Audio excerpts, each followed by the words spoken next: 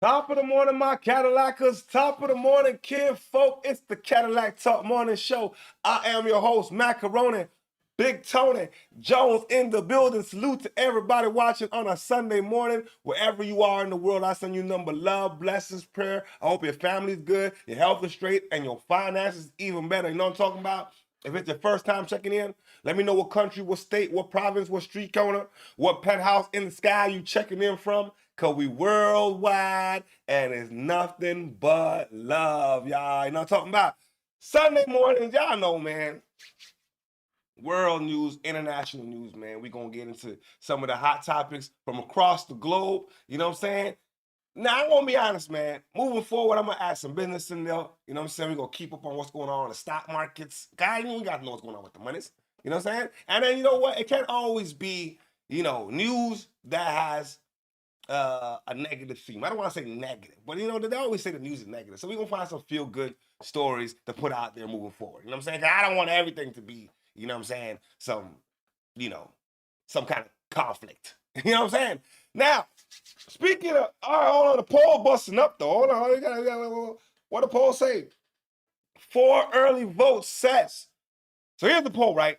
Who should be held responsible for the murder of the ICE at the ICE detention center? We're gonna get into that. And y'all blaming the administration. Blaming the administration. That's what we're going with this morning. That's what we're starting with. Unless anybody comes to bust up the poll. So we got another situation at a detention center, ICE detention center, and they apparently since the new year started, it's been bad. Breaking loose as ICE and Border Patrol have murdered another migrant in a detention center. We've learned about this latest murder from the Mexico Foreign Ministry. The Mexico consul was the one who released the information about this death at a detention center. This is the 5th migrant to die in ICE custody this year, and it's only mid-January. Every 3 days, one human being is being killed by ICE at this rate. We also learned in every 3 days, somebody is being picked off by ICE unalived. Every 3 days. At some point, that's going to seem like, martial law type shit. Like the army's in this bitch. Like they coming in and taking over everything, doing whatever they want, taking out lives, doing whatever they feel like. On one side. On the other side, what was the person doing? What was the individuals doing when the situations happened? Because we got to know what's going on. I gotta get the full details. You know what I'm saying? Was this individual antagonizing? Or was it what happened? Paso, the El Paso medical examiner, says it is ruling the death of 55-year-old Cuban man at ICE's Camp East Montana, the death a homicide. He was allegedly choked to death by an ICE guard during a struggle after he refused to enter a housing unit without his medications. Now you go to Minneapolis and St. Paul, where there is havoc on the street being caused by these ICE and Border Patrol terrorists. You see how he just kind of snuck that in there? I mean, he got choked up because he didn't want to, they were trying to put him somewhere without his medication. I mean, listen, bro. Without an action, there's not a reaction. Something had to happen. Then you decide what side you're on. You know what I'm saying? Because I'm always trying to see both. When it comes to the news, I'm really trying to see both sides of every argument. Nigga, you need to go in this room. Your medication, you're going to get it later. That's the end of the argument, bro. You know what I'm saying? If you decide after that, you want to fucking fight and scramble and whoop the woo, hey man, they might put their hands on you. Now, I don't agree with them choking you out and unaliving you. That's the whole next level when you're taking somebody's life over the fact that they don't want to listen. You know what I'm saying? I don't think that's a crime. But let's continue. SS, these Gestapo, Donald Trump's paramilitary forces, continue to terrorize the communities. They continue to gas the communities with noxious substances of unknown origin as well. Not just your pepper sprays, not just your pepper balls, these noxious green substances that are suffocating people there. We're going to show you some of the video footage that Status Coup, our partners on the ground there, in Minneapolis have been taking. We've been working with Status Coup to bring you this footage through their incredible team that they have there on the ground. And this footage it shocks the conscious. That's not even the right words for it. But let me show you what goes on. By the way, support Status Coup if you can. Subscribe to their YouTube channel, subscribe to their Substack, become a member of Status Coup. I think they're doing some great work right there. Here you'll see Status Coup caught this footage right here. A swarm of ICE agents start firing pepper balls at unarmed Minneapolis protesters. The people are being peaceful. Go back home. Go back home. Get out of our city. They are under attack by this ICE army. And this looks like war footage because it is. There is a war taking place in the United States that's been declared on the people of Minneapolis, St. Paul, and so many people in many other cities. Here, play this clip. Before the clip plays, I want to know, what is a peaceful protest? What defines a peaceful protest? Y'all want to stand here in the goddamn cold and sing kumbayas? By all means, that's peaceful. Y'all want to stand here and cuss all kind of bad words and insult me and all kind of shit? I might pepper spray you. Yo, you gotta think, these agents is human too. So, because I watched some of this clip, right? So I guess they're gonna call them liberals. I'm assuming. I don't know, because I had a comment in the comment section, and a brother told me, he said, "Listen, bro, stop being a simp for the liberal white woman." I said, "I don't know what the fuck you're talking about. I the liberal white woman." Then I had to think, and I went to go look out what the word liberal was. Here's my thing, right? I don't care if you're liberal, conservative, right wing, left wing, just as long as you're not a double dabber. That's one. Two, if it's gonna be a peaceful protest, how are you trying to be antagonizing and don't expect something to happen? That's all I can say. He knows I see it.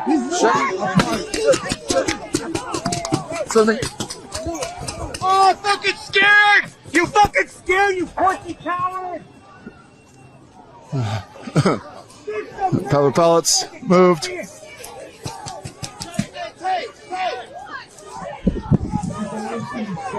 Fuck you!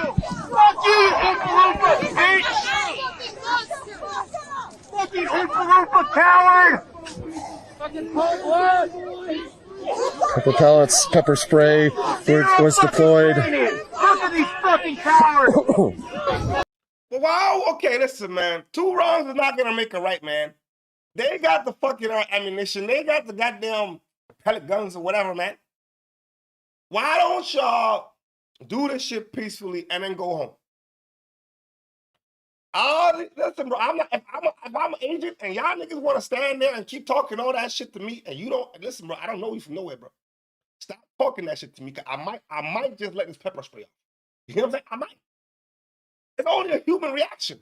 These folks, I feel like, okay, yeah, shit went wrong. Shit went wrong. But let's not forget, we cannot forget, that lady was sitting in the middle of the street with the car a damn near horizontal blocking the road. That's how the argument started. That's all I got to say, man. That's how the argument started, man. So they started the argument, they finished it. This is what I see. This is why the government and Trump say, man, them motherfuckers are liberals. Fuck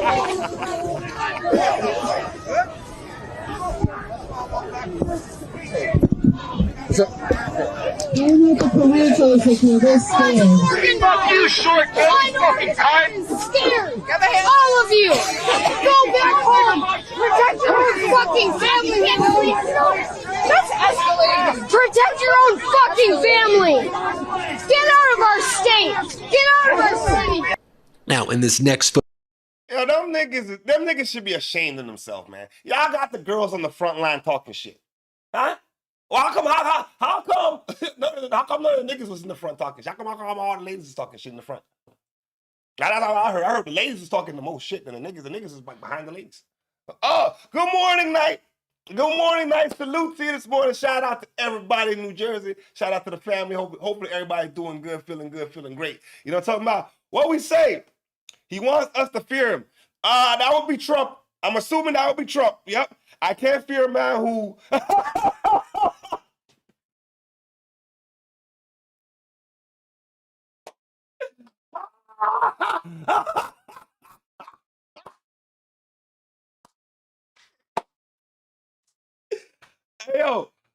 my God, I can't fear a man who wears diapers and leaves the smell everywhere he goes. Now listen. Since the comment is there, I gotta get into it. If the comment is there, I gotta get into it. I saw a couple videos. I mean that Trump he wears adult diapers. Man, I saw the videos. So I can't say that the comment does not have truths to it. You know what I'm saying? Now. Okay, we got another comment here. Nadia. Salute to you this morning, Nadia. Salute to you. You know what I'm talking about? I tell you number love, blessings, and prayer. You know what I'm talking about? I want to say those heavily armed are those living in fear.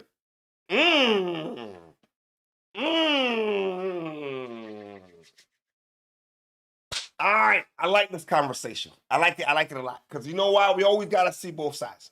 Okay? Because I like that comment. You got to think about it. Those ICE agents, and then they're heavily armed and stuff. Yeah, the civilians are now going to live in fear.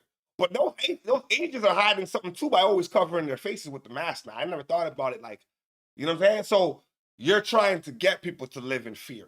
It's a fear tactic. That's what I'm seeing this morning. From what I'm gathering from our conversation, it's a fear tactic. Let's continue. Footage that Status Coup is bringing you, and we're bringing you here at Midas Touch. ICE and DHS, Gestapo, SS, they have flashbang grenades that they're launching at people, and they're tear gassing unarmed, peaceful Minneapolis protesters in front of the federal building. And the people are saying, we have a constitutional right to assemble. You're committing treason. The protesters are screaming amidst clouds of tear gas. Here, let's play this clip. You know what? I'm starting to understand. They got a constitutional right to assemble. I thought, so now what that's saying is you have a right to protest. I mean, peacefully. I would assume so. You know what I'm saying? I would have said no face, no crime. No face, no crime. Now, you know what that's creating? Yo, they're picking up people left, right, and center. I've seen them pick up. Just because you look Mexican or you look brown or you look you're trimming the lawn and you're brown. You're Mexican or something. I don't know. It's racist. Okay? And then you just pick them up because they could be full, they could be all American. They could have they could be citizens of the United States for all the fuck you know, man. This is bad. I'm not gonna lie. This is bad. But the other side, I'm trying to say, hey man, I gotta tell both sides, man. The other side saying these are some radical liberals who don't know how to behave themselves. I don't know. That's what the other side's gonna say, because they tried to get at me for defending the white woman.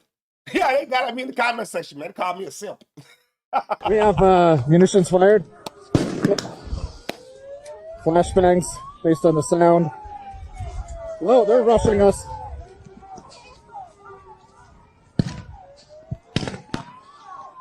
Oh my God, what are they doing?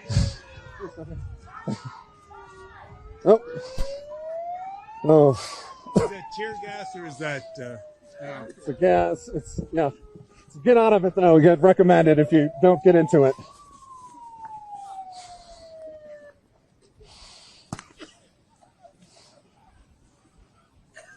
They've This don't even look like America no more, man. I'm not even gonna lie. Like, this looks like Baghdad or Kuwait or one of them third world countries. What's going on? I said, man, listen. I'm really starting to think maybe, man. Just maybe. Just maybe. What would the world have looked like if Kamala won the presidency? I don't know. Because right now, the world has gone upside down. Yo, Trump is taking over Greenland. Holy shit, we're going to get into that motherfucker. Holy shit. Tear gas or gas into the crowds, police. Hey, are you okay? Another one. There is a large amount of it. The entire you can't see the officers as they have. No, there's a handful of people that are on the ground. I think they're surrounding someone. Right to be here. We have a constitutional right to assemble here. You are committing treason. You are violating our constitutional rights. You are committing treason. This is treason. You know, one thing I love about Americans, they love their constitutional rights. Yo, an American will tell you about their rights. I love it. I'm not gonna lie. I wish Canadians was like that. Americans, hey man, listen, my constitutional right. Fuck you, nigga. God bless the Americans. What we say? That's what Trump wants it to be. Sounds like there's gonna be a World War III, man. I'm not gonna lie, man. If that nigga takes over Greenland, yo, y'all nigga already did what he did to Venezuela. Tell my shit. Nigga, it gonna get ugly. But how does a World War III work? First of all, let's be honest, man. Ain't no motherfucker crazy enough to bomb the American homeland. You're fucking out of your mind. You would be out of your mind to think you gonna pull a Hiroshima or whatever it was when they bombed the was it Hiroshima? That wasn't Hiroshima. What was it? Pearl Harbor. You'll be out your goddamn mind if you think you're gonna pull a Pearl Harbor in the 2026. You be out your goddamn mind. We have a right to be here. We have a constitutional right to assemble. Now, I'm going to show you more clips of these terrorists engaging in these tactics in just a moment, but I want to share with you this Minneapolis protester wiping tear gas from her eyes after ICE. They're terrorists. I like how you put that. These ICE agents are moving like some terrorists. I like how you put that. I'm not gonna lie. ICE attacked protesters, and she says, all these men out here, for what? What are you doing? Leave us alone. Here, play this clip. Shut up! Are you okay, ma'am? Yeah, I am. Do you mind if we talk to you for a second, if you're okay? Well, this is ridiculous. It's a waste of money, a waste of time. All these men out here for what? They're just doing it for money. Oh, this is terrible. This is unbelievable. This is the USA. It's not frickin' third world country. Are you here from Minneapolis or Minnesota area? Yes, I'm Minnesota born, raised. I can hear it now. Oh, you betcha. I love that accent. So, it always means usually a nice person. So Enunciate our words. That's what we do. Yeah. No, So- this is too bad. This is not Minnesota. Iranians have been Coming from an old school, somebody has been in Minnesota for years. She said, it's not the Minnesota that I know. I don't think grandma should have been outside, man. If they're letting off those rounds, whatever the fuck they was letting off, paintballs, whatever else, man, grandma can't be outside. Nope. You know what I'm saying? A peaceful protest, man. Somehow, some way, I think the idea of getting rid of illegal immigrants was a good idea. I'm not gonna lie. You know I'm not gonna lie. Fuck it, man. In Canada, we got a problem with that shit. Yeah. It's bad. You know what I'm saying? So if you gotta get them out, you try to find the right way to get them out, But you can't just go harassing everybody, God damn it. We're moving on with the day. Where are we going next? I think we're going to the UK. I'm not sure. Let's find out, man. telling the BBC about the impact of the Iran. regime's brutal crack. We're going to Iran. Yeah, that's a whole bunch of shit going on over there, man. Yeah. Let's get into it, and then we're going to have the conversation, man. There's a lot of shit going on in the world, man. The world is upside down in 2026, man. Down on anti-government protests. One man described treating his own gunshot wounds because he was too afraid to seek medical help. Iran's rulers imposed an internet blackout more than a week ago, and the international media are barred from reporting from inside the country. But our correspondent Lucy Williamson has been speaking to people who've crossed the border into the Kurdish area of Iraq, and she sent this report. Iran has shut down the internet, but its borders are open. You can't call Iranians inside their country, but you can speak to them here, at this remote mountain crossing to Iraqi Kurdistan, carrying stories of a country locked behind an invisible wall.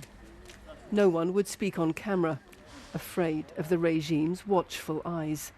But one man, with injuries on his face, told us he was shot at a protest in Alborz province last week. I was hit in the face by around 7 pellet rounds. They struck above my eyelid, on my forehead, my cheek, my lip, under my ear, and along my jaw. I had to use a razor. The man got shot for protesting. I'd rather be in Minnesota. I'm just to fuck that shit. You see? Sometimes you gotta look at life. You know, these niggas are getting shot. at the whole protest. I mean, I think it's lucky with them pellet guns and the goddamn. I don't mean to laugh, but yo, nigga. So that's why I don't do protests. Fuck that shit. No, I'm staying home. I'll protest from my balcony. You know what I'm saying? Fuck that. You know what I mean? Blade to cut one of the pellets out. 5 are still stuck in my face. I was too afraid of being arrested to get medical help. Iran's security forces had crushed protests in his own town, he told us, but some in other areas had continued. Demonstrations were still continuing in Fardis, Malard and some areas of Tehran. My friends were there. We were constantly on the phone. On Tuesday night, the protests were still going on, but I haven't had any updates since then. The BBC has seen no hard evidence that street protests are continuing. Very little footage is trickling out of Iran, and the reports we heard today are impossible to confirm. Several people have told us that protests are continuing in Iran despite the government crackdown. Iran's regime has treated these protests as an existential threat. Weak in the region and challenged at home, it still faces a dangerous moment. The government's repression largely... Bro, the regime has fucked... Yo, oh, we got a comment here. We say Iran plus Israel equals United Nations.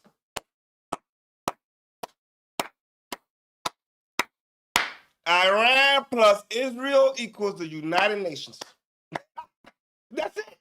Because I was about to go there with the, like, yo, listen, bro, I don't understand how in 2026, okay, I get North Korea. That's whatever.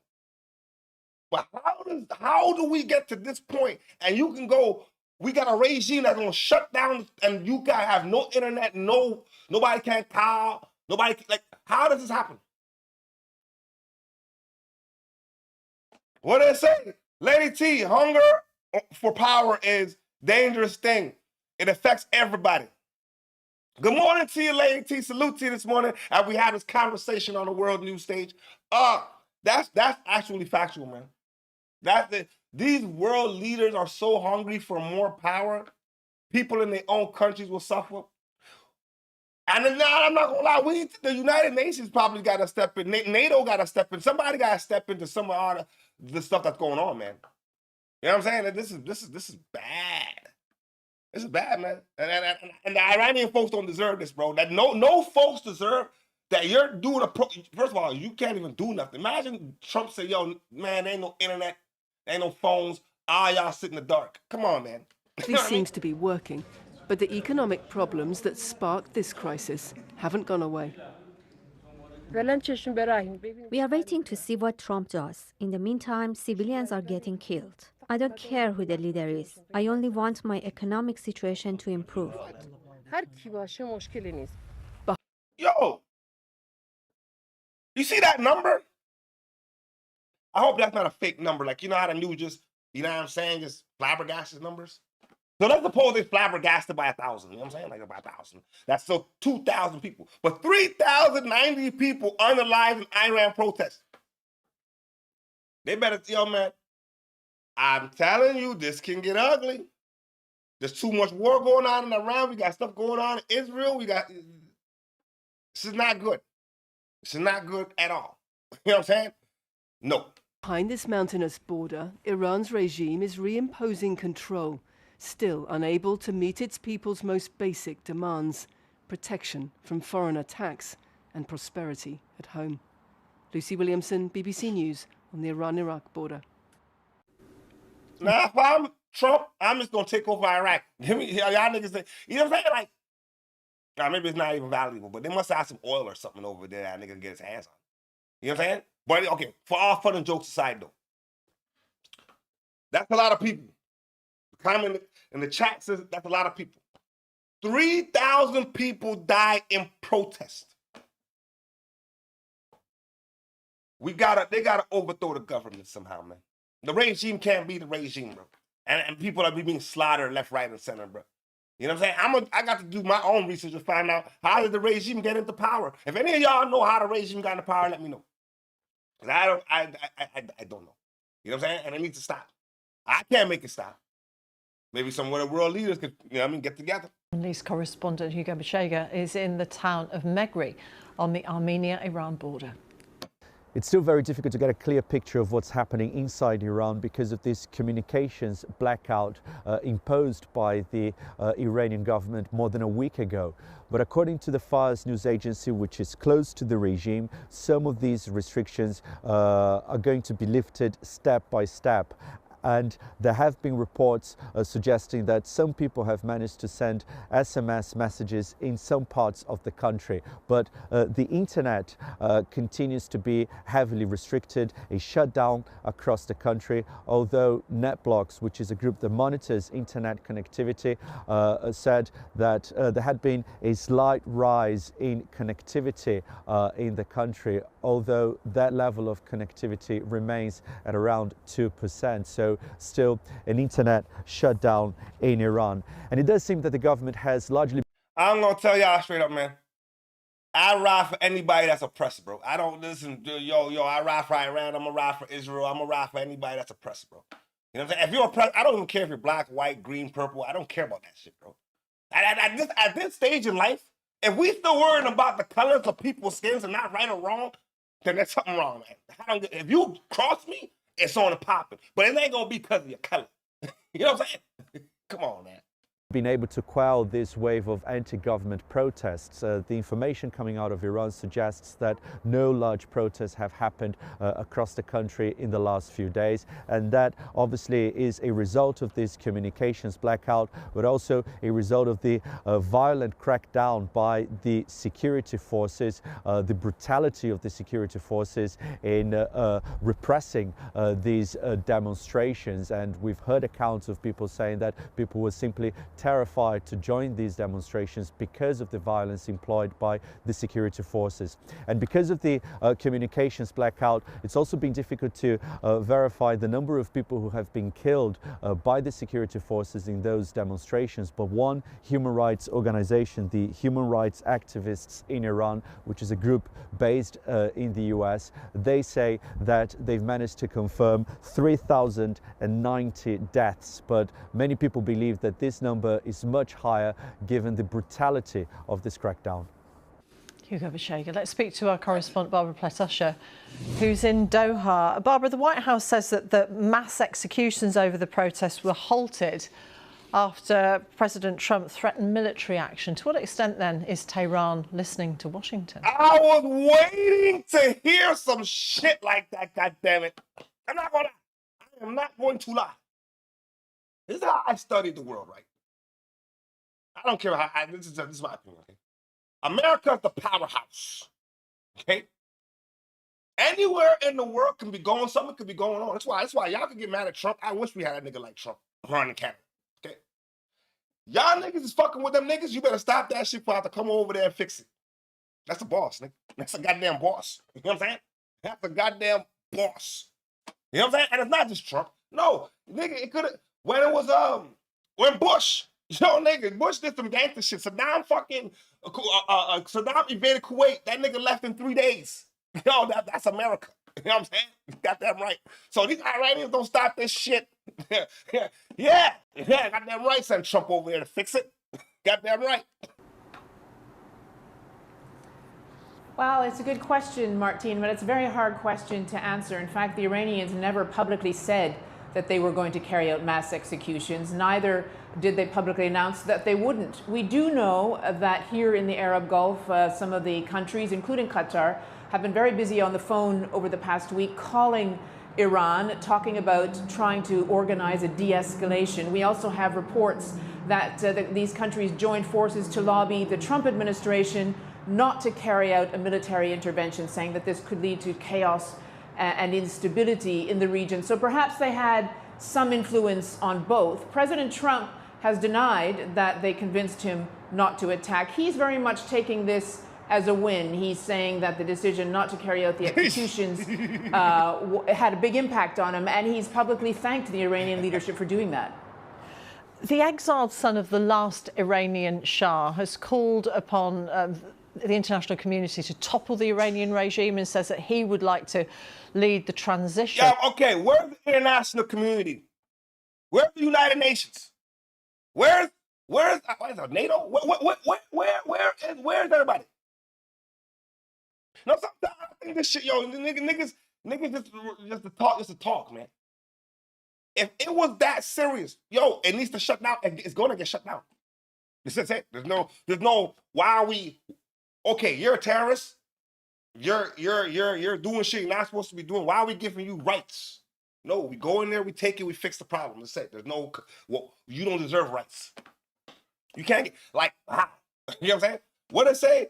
It's like children quarreling and the parents come in to intervene.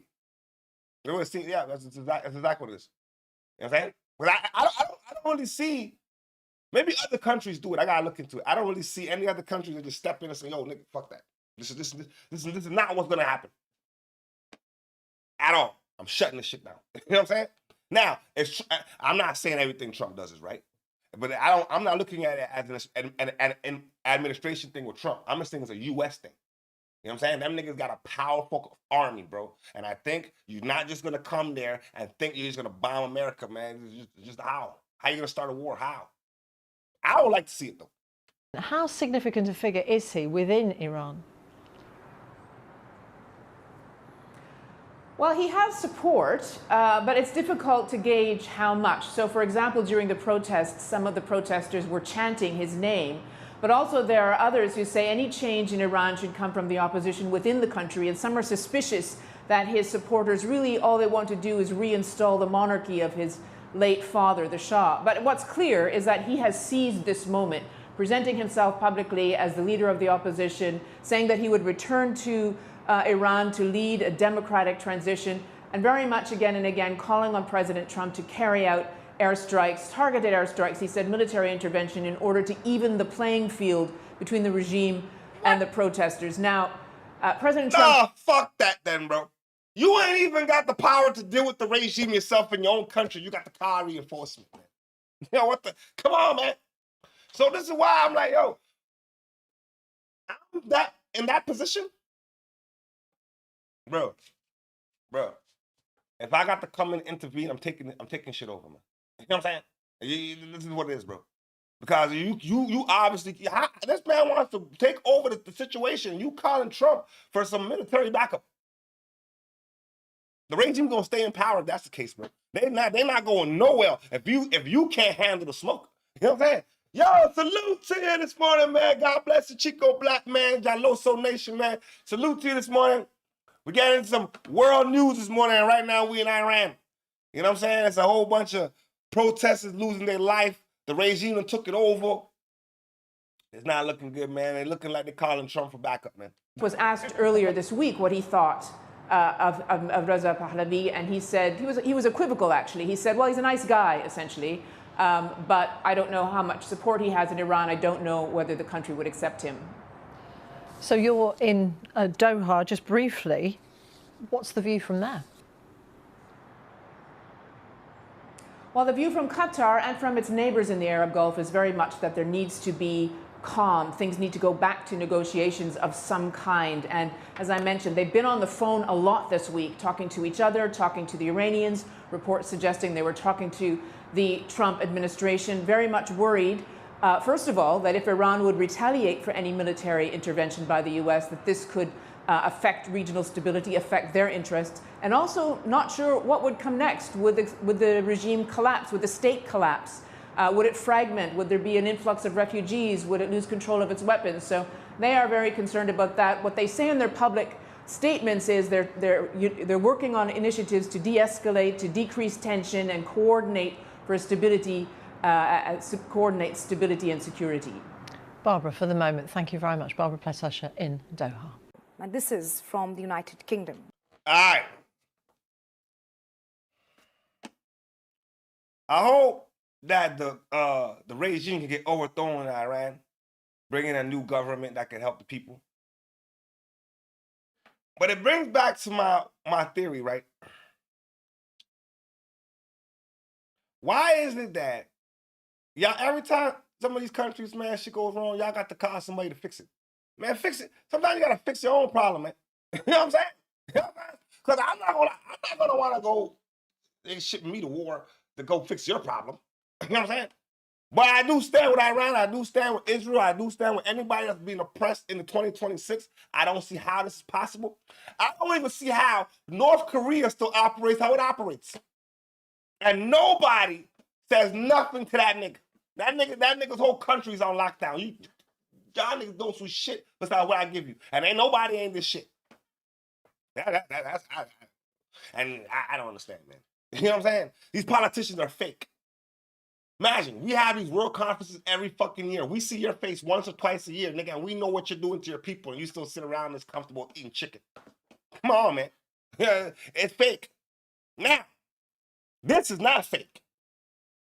The UK, this is bad. I don't even want, this is bad. This is terrible. Holy shit. Where a neighborhood in West London is at a breaking point. We say that because a disturbing incident unfolded in Hounslow, West London, where a 15-year-old Sikh girl was abducted and ganged by men of Pakistani origin. Reports confirm that the girl was held captive in a flat by the members of the grooming gang from Pakistan, and she was subjected to repeated abuse. The case came to light after videos of the incident spread across social media, but it wasn't the police who broke down the door. Now, I want y'all to listen carefully, man. Before we go there, what you say, Chico? I don't understand study of the history of the Korean War. Ah, man, that's a whole different politics of what happened with over there with the Koreans, man. That's a whole different. That's a whole different story, man. You know what I'm saying? All right, see the situation we in right now? And I'm going to call a spade and a crocodile, man. The reason why shit like this can happen in the UK is because the same shit that's going on in Canada. It's called immigration. Y'all niggas let anybody in the goddamn country and then let them just stay in hotels and call them asylum hotels and all kind of shit. You're not even bringing in good people. People that got good families, people that won't hurt nobody. You're bringing in criminals and gualas. This is what's going to happen. You gotta know people's history. You know Pakistanis and the Sikhs in India don't like each other. Don't bring a whole bunch of Pakistanis and Sikhs over to your country all at one goddamn time and then don't expect the bomb to go off.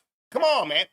Come on with it, bro. It was a crowd of 200 Sikh community members who gathered outside the accused residence, refusing to leave until the girl was released. The community says that they went to the police first, where they were greeted by silence. These gangs often target vulnerable girls aged 11 to 16, inciting them with promises of love, gifts, and friendship. Once isolated... Captain Tripp, salute to you this morning, player partner. Salute to you, man, wherever you are in the world. I say you nothing but love, blessings, and prayer, partner. You know what I'm talking about? Listen to what they just said. They went there. The police didn't do shit. 200 Sikhs showed up to get the girl out the goddamn building. I could look at the police and say they fucked up. Yeah, I could look at that. But there's a system going on here, bro. And I feel the system is saying, no, I don't even understand it. You won't let these criminals into your country and let them exist? Listen, bro, we might not like Trump, and I might not like ICE, but if there's motherfuckers in my country that's doing shit like that, get them all the fuck out. All of them. It doesn't matter about what color they are. They're not supposed to be here. What the fuck are we talking about, man? Come on, man. Now look what's going on with the little girl. Look what's happening to the little girl. It ain't white people doing it. It's not black people doing it. I'm not calling color. But they're all immigrants. They're not supposed to be here. And I know that for sure. I know that for a fact. You know what I'm saying? What it say? My heart goes out to that girl who, whoa, that's so wrong. God bless her. That's so wrong. They have to go save the girl. Come on, man. Come on, man. The UK's a great place, man. We don't need shit like this, though, man. You know what I'm saying? Come on, man. Nobody, that little girl don't deserve that because they don't deserve that shit, man. Victims face blackmail, threats, and trafficking for profit. And my colleague Aditya is with us. Aditya, this is a heart-wrenching news coming. A Sikh 16-year-old girl ganged by grooming gang of Pakistani origin, and the UK police, they're also taking no action. Well, absolutely. A very horrific case, a very shocking case coming to light from United Kingdom. But this is not the first and perhaps won't be the last. Over the last many years, such cases of grooming gangs, particularly Pakistani Muslim grooming gangs who have been targeting the Sikh community, girls aged 11 to 16. That's been the modus operandi. And such thousands of cases have come to light where such grooming gangs attack, abduct, and then gang such girls and also take videos of the same. Yeah. Many of the Pakistani nationals or Pakistani origin people have been arrested from time to time. Their videos have been released by vigilante groups and human rights groups as well. But this particular group is has been in action for a very long time. This particular case is from West London in Hounslow, where a 15-year-old Sikh girl was targeted by these Pakistani Muslim gangsters, which is part of the grooming gang modus operandi. In this particular case, 6 perpetrators were involved, including a 34-year-old, and a massive protest was organized by the Sikh community when the videos really went viral. Because of the kind of reaction from the society, not many of these cases come to light, but whichever do, the police has been trying to act as well. This case has been raised in the House of Commons and the UK Parliament as well, and opposition has often attacked the government to take more steps. And over the years, there are thousands of such cases that have come out, but still a massive approach by the local police, the Scotland Yard and the Metropolitan Police hasn't been taken. So the security forces, the police has come under tremendous criticism, even as such cases come to light almost every week or month in the United Kingdom. Welcome back. We're going to turn to Greece. All right. I love the United Kingdom, bro. All right? Man, I love Wales, man. You know what I'm saying? Yo, and that's all the United Kingdom, because the United Kingdom is a big place. You know what I'm saying? It's a big place. I would never think these are the kind of problems that's going on. And it's not even the locals. It's not a good old British people. It's not a good old people from the UK. It's not. It's immigrants coming in, starting these illegal groups or whatever you want to call them. And we can't get them out. They have rights. I seen a foreign illegal immigrant take a tractor trailer. He can't even read English. He can't speak English. He don't even have a real license. He has an illegal license. Kill some motherfuckers in the U.S. And then you give him rights. Oh, he needs to go to court and he needs to have his day in court and yada yada. No. He just killed Americans. Take his ass to the back, get rid of him. Or if y'all don't want to go that route, lock him up and then deport him. That's it. I don't understand how we get to this level where these people come in, do all this reckless shit, and the government stands back there and doesn't do anything about it. Fucked up, man. Greenland now, a congressional delegation, I beg your pardon, is in Denmark. All right, this is where I am, man. This is when I realized Trump done lost his man. Trump taking over Greenland for real.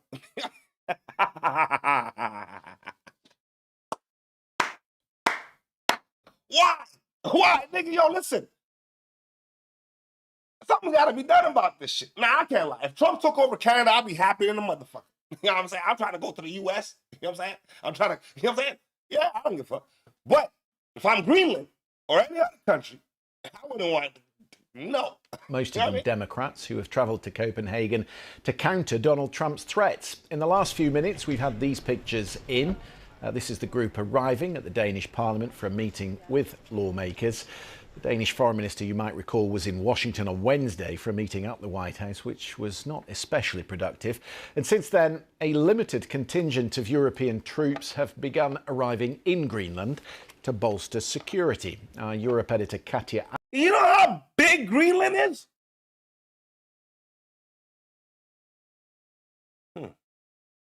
Why is Trump so fat? You see, now I'm thinking, okay, look at the red, right? Y'all own Alaska. You see the gray on top, that's Canada, right? Okay, so imagine Trump took Greenland and then took Canada. You know how much of the fucking red would be United States? That's a powerful move, man. I'm not even gonna lie, bro. That's a powerful move, nigga. But for that move to happen, it's going to be a serious war in the world. A serious one. Adler is in Nuuk and sent this report. So what you can see over there is a Danish naval vessel. It regularly patrols Greenland. The coast here is fundamental to defence. What they're looking out for is suspicious activity over or underwater. So ships, Donald Trump has spoken of. That's the one boat you got to cover them waters? That's why Trump's going to take it over. If that's all you got to defend the shit, when y'all see what the U.S. got coming, man, you're gonna have to call for some serious backup. I know that for sure. That's why I'm saying it might be a World War III, because Greenland can't defend himself. We're gonna call for his allies, and then it could get ugly. Chinese or Russian ones, you don't see them here. Or under the water submarines, like Russian submarines, for example. But apart from them, what you have is the arrival now of troops and vessels from other European NATO allies, including the UK, Germany, and France. Now, they say they're coming here as part of a regular exercise, but the speed at which they've arrived absolutely coincides with Donald Trump's loud insistence that he wants Greenland for the United States, and he hasn't ruled out taking it by force.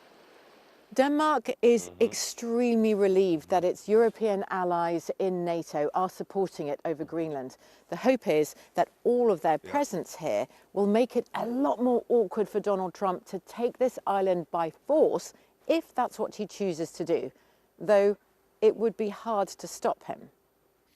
Katja Adler there in Greenland. Thomas Carruthers is the director of the Democracy, Conflict and Governance Programme at the Carnegie Endowment for International Peace. Earlier, man, Denmark's involved, them other European forces is involved. They arrived in Greenland. Sound like a showdown might go down, and they're ready for the smoke.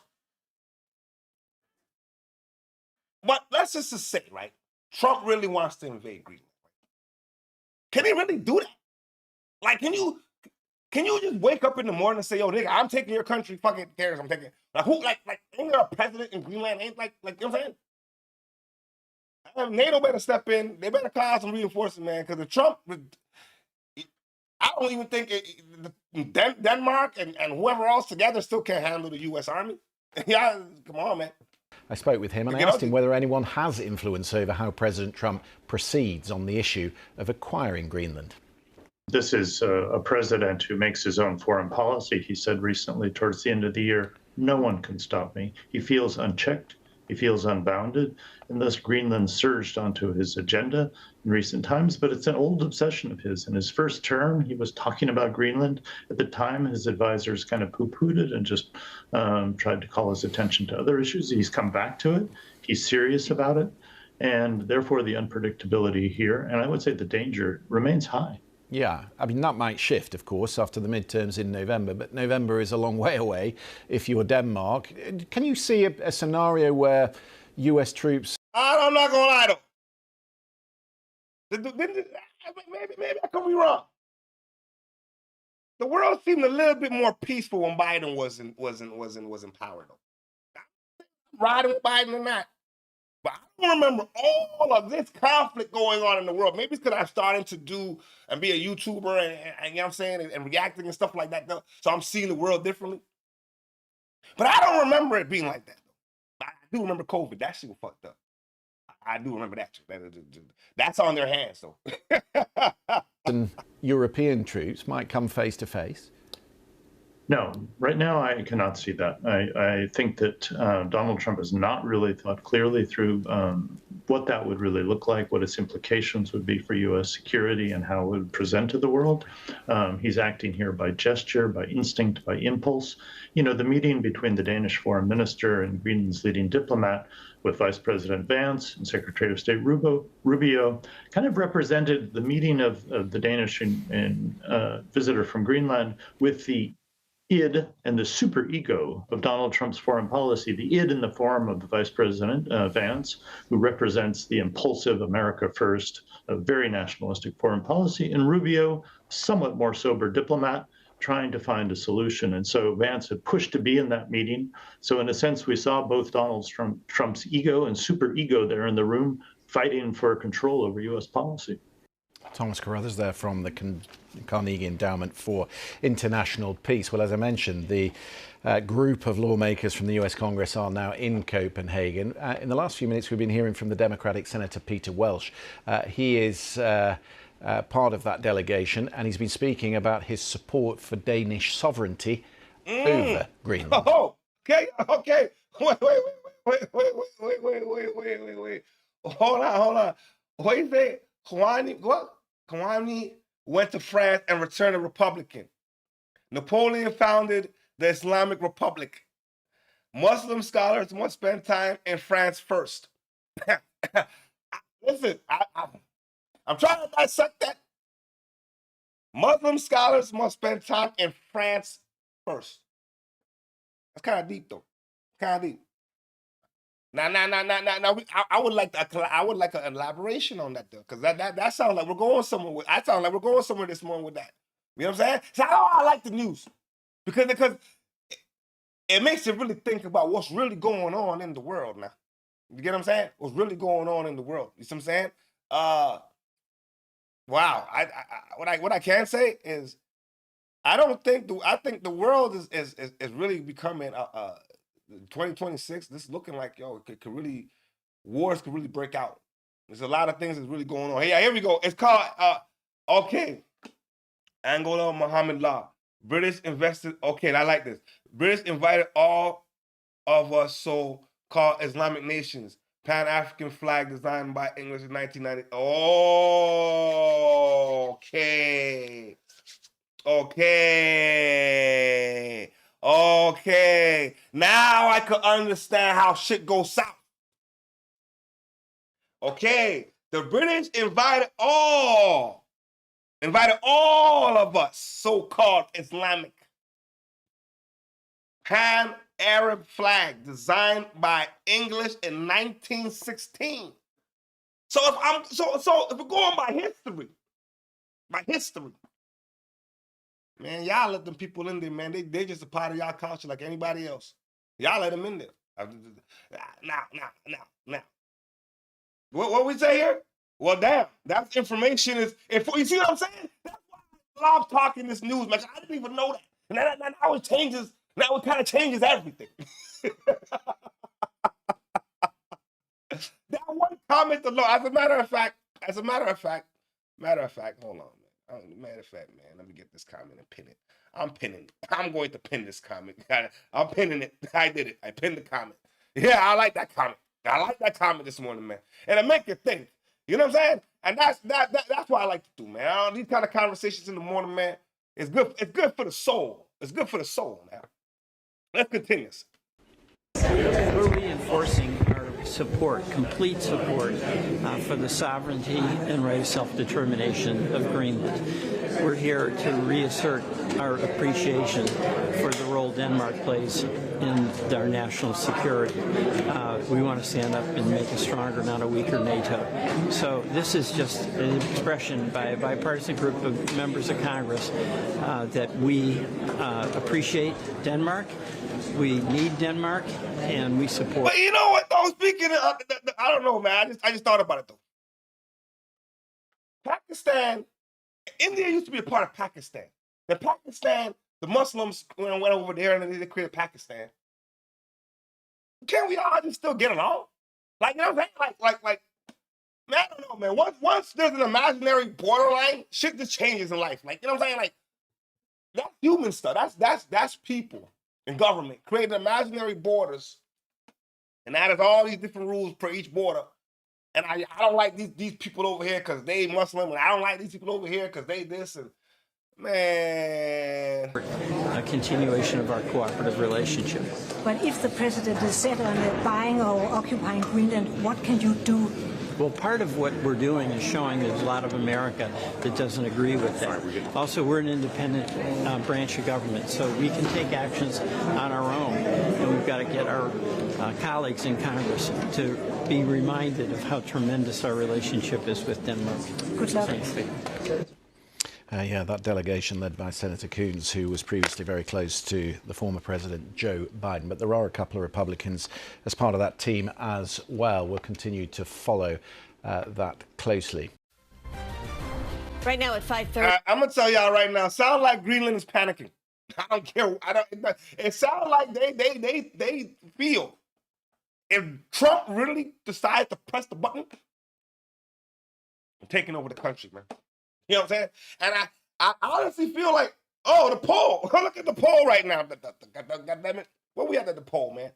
7 votes says 57% is blaming the administration for the shit that's going on in the detention center. I do. I could agree with that, man. I think they got to refine this ICE thing. Maybe it was a good idea, but I keep saying, man, it's got to be refined because I don't know no law enforcement that got masks on when they're in the streets. It's not COVID. Like we had a comment said, no face, no crime in the chat. You know what I'm saying? Now moving on to some American news. Going to New York City. I'm going to New York. I think it might even be New Jersey. Is it New York or New Jersey? Man, let's find out. Let's find out where we at first. A heated exchange in the courtroom between a defendant and the judge as that man was sentenced for beating a pizza shop manager into a coma. Good evening. I'm Christine Johnson. Welcome back. I'm Jessica Moore. The 2024 attack happened after the manager told the man he couldn't have his pit bull inside the restaurant. Alice Gaynor shows us some of the video of the attack that was played in the courtroom, and we do need to warn you, it is disturbing. Tyshawn Watson was originally indicted on attempted murder and 4 counts of assault. He pleaded guilty to 2 counts of assault and during sentencing told the judge he took accountability by staying on scene, but said if we watched the video right now, you'd see the pizza shop manager was irate and I was telling him to calm down. The judge said, I watched the video. You went around the counter. If you don't want to take responsibility, Watson kept interjecting. The judge then said, I'd be prepared to play that video right now, and if I'm right and you're wrong, I'd take back your plea and go to trial. The video from Roma Pizza on 5th Avenue between 19th and 20th. He should have shut his mouth.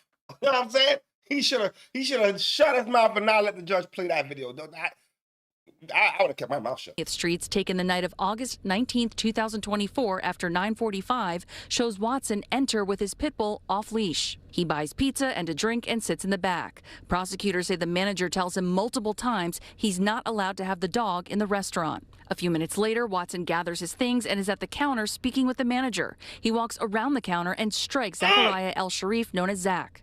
The brutal attack, which included the dog biting El Sharif, lasted around 4 minutes, as prosecutors say he pleaded with Watson to stop. When he attempted to escape, prosecutors say Watson put him in a chokehold and tackled him to the ground, stomping on his head. Watson walked back in and sat in the dining area until he was arrested. El Sharif was unresponsive in a coma for 2 weeks, treated for 2 months in the hospital for bruising, bone fractures, and a traumatic brain injury. They say he made a miraculous recovery. The judge turned back to Watson and asked a series of questions, trying to decide if he was remorseful. Watson, who says he was intoxicated that night, said he had a ton of remorse. The judge called Watson's actions heinous. She sentenced him to 17 years in prison, saying that whenever he had a parole hearing, I'll use everything in my power to make sure you stay in the entire 17 years. In Lower Manhattan, Alice Gaynor, CBS News, New York. Tonight, the fallout from a bar fight caught on. Bro, what would possess you to do something like that? Some people just don't think. Your pit bull's off the leash in an establishment. Come on, that's a common sense factor, my guy. Come on, man. If you had a chihuahua, maybe it would have been different. A little poodle, maybe it would have been different. If you had a bird, maybe it would have been different. But a pit bull? Man, whoa, that's so cold. What he did to that brother, he deserves to be locked up. Locked up? Can't do that to somebody, man. It's his restaurant, goddammit. Holy shit. And then he thought by going back and sitting down and waiting for the feds to show up, he was gonna get off. Anyway, yo, I saw this. I didn't watch it because I'm like, you know what? I want the reaction to be live. You know what I'm saying? All I saw was this, the thumbnail. I seen a young lady with a pistol to a brother's head. I said, how did we get to this point? I got to find out what happened, what's going on in Chicago. We're going to Chicago's. On camera, in this image, you can see one patron point a gun at another's head. The man who says he was threatened by this armed woman is now considering legal action, saying not enough was done by security or police. Our Jermont Terry is always investigating. Along Stony Island sits a popular lounge for Southsiders. The family den is where Will Jones will often hang too. All the time. We got comment in the chat. What we said, we got the chat popping and said, yo, he was wrong to begin with, unless it's a service animal. Animals are not allowed in stores. Yeah, unless it's a service animal and you can't, you know what I'm saying? You can't see it, whatever the case might be. You know what I'm saying? You got some kind of elements or whatever you want to call it. Then that's different.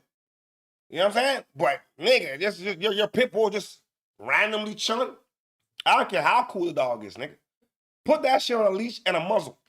Yet Jones hasn't stepped foot in his once favorite spot in more than a year now. Will you go back? No.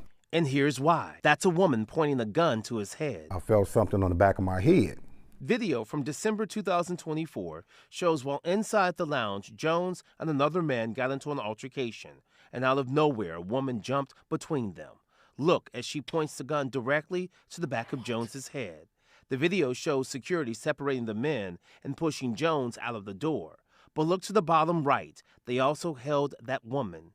Jones says he found out it was a gun only after seeing video. It still leaves him emotional. I'm sorry. That's messed up because that could have went another way.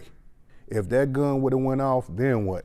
Attorney Lakeisha Murdoch questions why CPD hasn't done more to investigate this matter. We were under the impression that something was going to be done. Now, that video was provided to Chicago police, but the department tells us they have no update regarding the incident from more than a year ago. They accepted the report and they filed it away. And now Jones is pushing for answers from the family den, too. Better security, because that night was horrible. Security had a duty to take that firearm. The family den's owner tells CBS Chicago security did tackle the woman, but someone in her group distracted the guard and the woman ran off. He says security refused to chase someone with a weapon, adding police were called. He says the lounge now uses metal wands. Jones and his attorney have not ruled out a lawsuit. Jermont Terry, CBS News, Chicago. A man who was critically injured today. Man, Lady T, what you say? Chicago is another place that's wild like Florida. Chicago, yo, them niggas is wild. Them niggas. Well, in this situation, the bitch is crazy. This nigga's arguing with two player partners are having an argument. You go put a pistol to the back of his head. That could have went completely south. And the establishment should definitely be sued because your security got to do better with checking people that's coming in the establishment. You know what I'm saying? Like, how did you get in here with the weapon? Man, and girls, that's what girls are doing in Chicago? Oh my God. I think I'm not going there. I used to like the Chicago Bulls, but I don't like Chicago Bulls no more. I don't like the Bears. I don't like the goddamn... In a seemingly random attack in Beverly Hills, has died. Yeah, police say the victim was hit with a metal object, then struck by a car and dragged during the terrifying assault. An arrest has been made, but the investigation is only just beginning. KTLA's Chris Wolf is live in Beverly Hills with the latest. Chris? Good evening, Rick and Cher. What started as a case of assault with a deadly weapon, as you mentioned, has turned into a murder investigation here in Beverly Hills now that the victim has died. First, a warning, we have blurred the video you are about to see, but it is still graphic. Oh my God, oh my God. Beaten, run over, and dragged under a vehicle. What possessed one man to do this to another? All of it unfolding in Beverly Hills this Friday. The suspect has been arrested and the victim has died.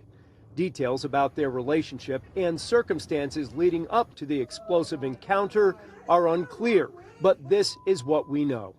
Shortly after 12:30 p.m., some type of argument in the street escalated into one man beating the other with possibly a pipe or a wrench. The brutality took place on the southbound side of San Vicente Boulevard. divided from northbound lanes with a grassy median. Witnesses do not want to be identified. One tells us the man receiving the blows appeared to be homeless. Looked like he was maybe even trying to kill him. And then... Oh my God, man. What is going on, man? The world is losing it. It's just getting worse and worse, man. This is crazy, man. Jalo, so I don't know what's going on, man. I don't know what's going on, Chico, in this world, man. And then the brother, and then the brother's homeless. What business would you have beating down a homeless brother and then doing that to him, man? Man, what's going on in the world, man? But you know what? Next week, there's gotta be good in the world, man. There's gotta be good in the world. I gotta find some good, feel-good news stories throughout the week, and we go, because the world can't all just be bad. It can't. I refuse to believe that, though. There's good folks in the world, because there's good folks in the chat. So I know there's good folks in the world. You know what I'm saying? He took off, the attacker took off, and then the guy who was down on the ground was trying to get up, and then suddenly this white car comes from Wilshire Boulevard and is driving the wrong way and hits the guy on the ground, drags him for probably 100, 200 feet. And that's when another witness found herself in the middle of the chaos. She was cowering behind the wheel of her parked car because she saw the white vehicle coming toward her, traveling in the wrong direction, dragging a man underneath. I could see that there was a man under the car. I personally did not want to witness this person being dragged under the car, so I put my head down, but I was in the car and had felt this person's head likely hit the back of my tire. Police were on the scene within minutes following a barrage of 911 calls and were able to quickly arrest the suspected attacker. He's identified as 54-year-old Christopher Cornelius of San Bernardino. Authorities say he used a blunt object and then his car to batter the victim. Investigators say Christopher Cornelius has a lengthy criminal record, including violent crimes. His bail is set at $2 million. Anyone with information in this case should contact Beverly Hills Police. Surrey police say there has been another shooting in the city. Man, let me tell y'all, what it say in the chat? We ain't even done January, and look what's going on in the world. Shit. 2026 has started off in a way that is like, what? If we ain't even halfway through the month, where are we gonna be come goddamn April? Holy shit, nigga. I got 2 more segments for the day. We're going to Canada. Now why? The same issues we got going on in the UK, the same issues we got going on in the United States with these foreign immigrants, these foreign migrants, it's just going on in Canada. It's fucked up. Something got to be done. You know what I'm saying? If something got to be done. Seriously. And for the second time in 2 days, it appears to be linked to extortion. Jessica Chung walks us through what we know.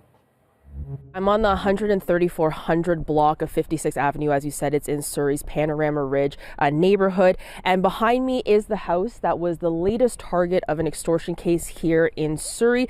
Now, you can see that police have put down a number of markers down there. I'm only allowed to walk up to those cones, but from what I can see, there are around 7 markers that I could see marking some of the things that police are looking into. Doesn't mean that there were 7 shots in particular, but police do say that there were multiple shots fired into this house and also a car outside of the house. And this area is also kind of interesting because this house is off of the main road in 56th Avenue. This lot is huge and has around 3 large properties on it. And the middle one is the one that we suspect was targeted, as police, of course, are doing a lot of work around there, and police tape has cordoned that off.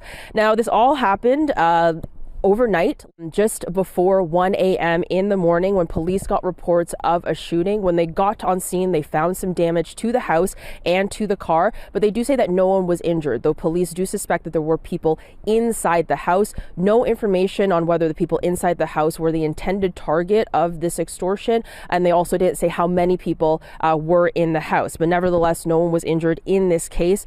The investigation is still in its early stages. No motive has been set yet, but police do say that they believe that this is extortion related, as the victims had previous extortion threats sent to them.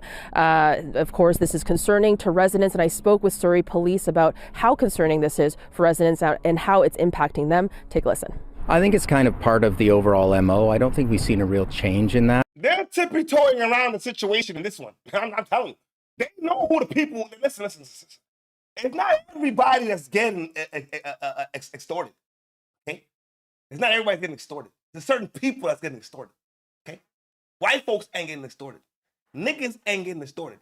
Chinese folks ain't getting extorted.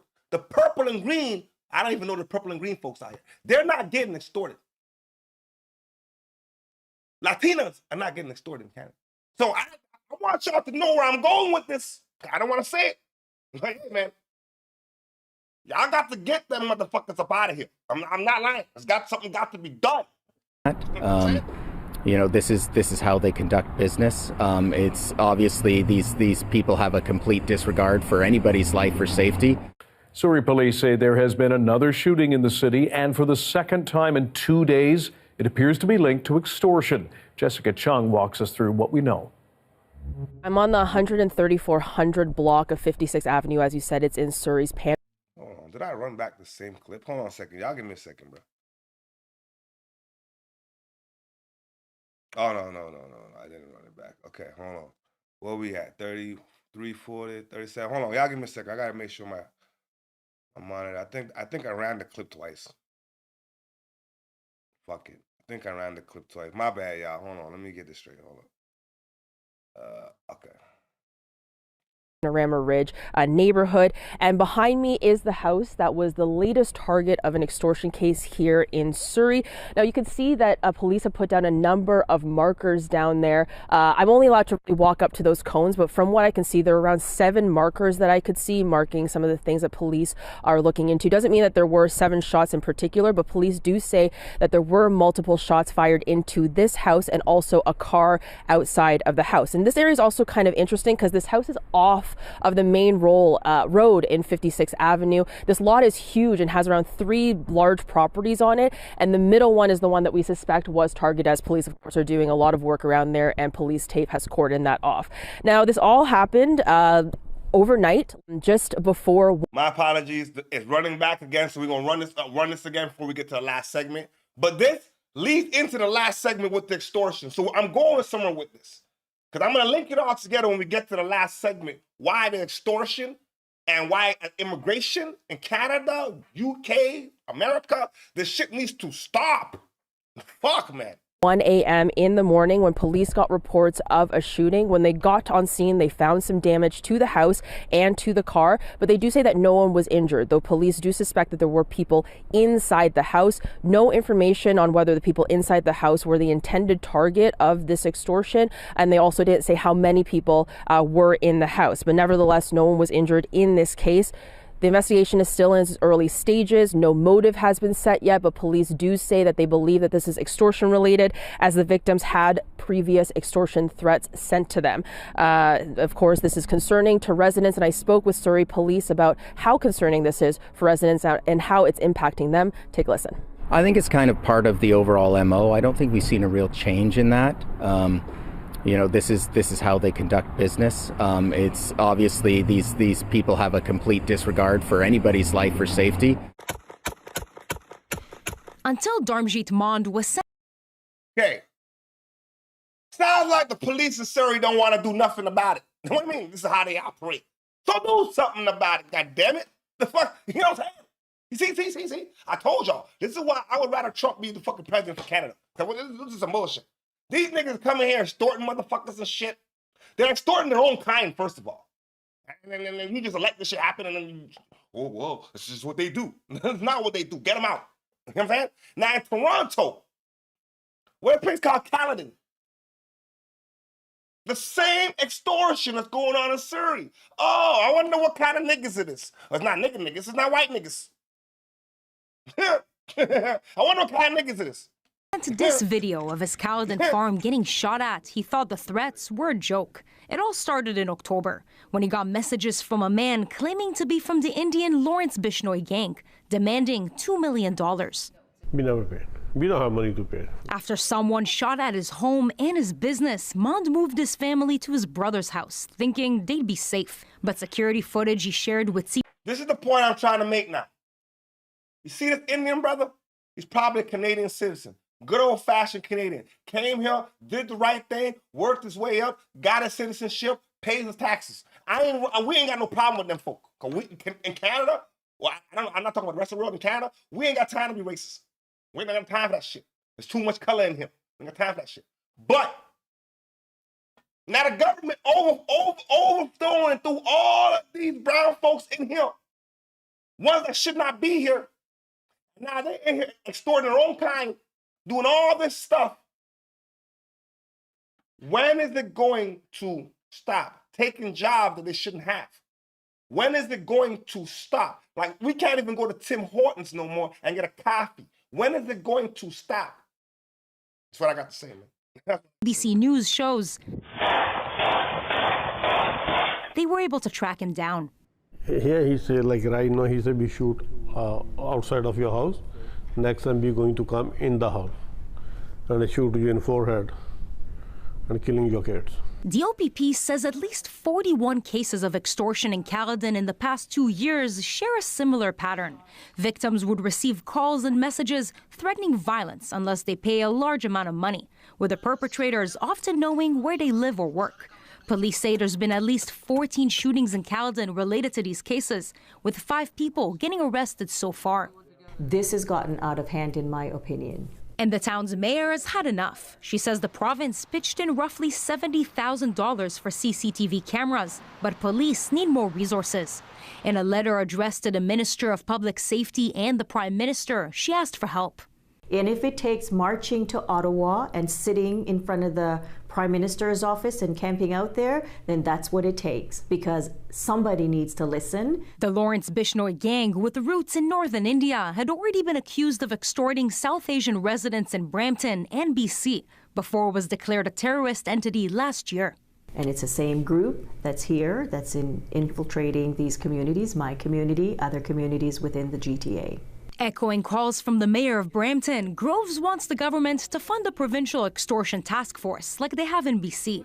She says the government hasn't committed to extra resources yet, but staff invited her to an anti-extortion summit. I hope that from that summit, they are going to take everything we say very seriously, and they are going to put their money where their mouth is. In a written statement, a spokesperson for the Minister of Public I hope they put their money where their mouth is and do something about this shit. What it say in the chat? You can't even go to McDonald's and get a job. Any basic job as a young adult can have to start putting money in their pocket, you can't get it. This is what's going on. The corporation don't give a goddamn because y'all niggas get them incentives to bring over foreign workers. Okay, cool. I have no problem with you know what I'm saying? But when you're done, go back. When your card or whatever, your green card, whatever the fuck it is, go back. All right? And then, yo, you're bringing in all the wrong people. And then you're bringing them in by the boatloads. I'm just saying. In the U.S., them motherfuckers is killing motherfuckers on the road in trucks. They got licenses they're not supposed to have, and then they're killing motherfuckers. I seen a motherfucker. He's driving on the wrong side of the road. When the police asked him what is he doing, he couldn't even speak English. He didn't even know he was on the wrong side of the road. This nigga driving a tractor trailer on the highway on the wrong side. Something needs to be done, goddammit. That's all I got to say. You know what I'm saying? It's not a color thing. It can't be a color thing. It can't be a racial thing because it's all love. It has to be. It's an immigration thing. You know what I'm saying? Salute to everybody that watched this morning, man. Shout out to everybody that tuned in. This is the time of the segment that I show love to everybody that popped in. And man, it was a chat today. Shout out to Miss Knight, New Jersey in the building. Salute to you. You know what I'm talking about?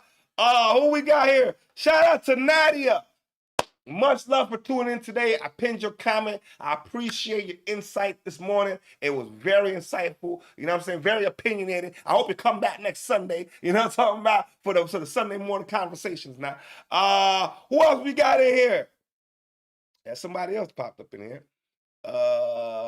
Captain Trips. Salute the Captain Trips. Salute the Chico Black Jaloso Nation, my player partner. You know what I'm saying?